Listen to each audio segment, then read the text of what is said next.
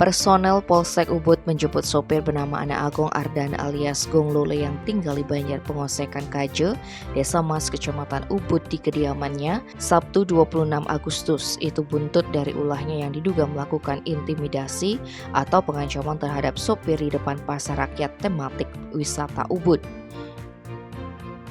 Kapolsek Ubud Kompol Imade Udar menyampaikan Gong Lole melakukan aksi itu diduga lantaran stresnya kambuh. Menurut informasi yang diperoleh, yang bersangkutan mengalami sakit tersebut sejak sekitar 20 tahun lalu dan sudah rutin berobat ke RSJ Bangli.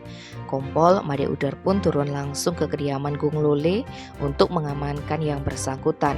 Kendari diketahui mengalami gangguan jiwa, ia pun menghubungi Satpol PP supaya dibawa ke RSJ Bangli.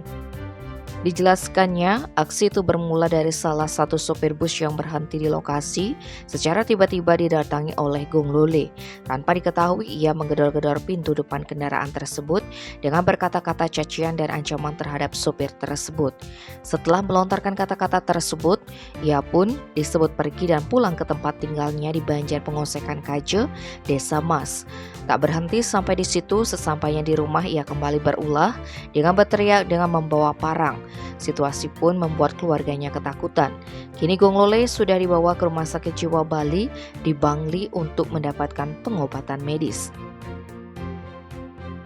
Tim Bali Express melaporkan.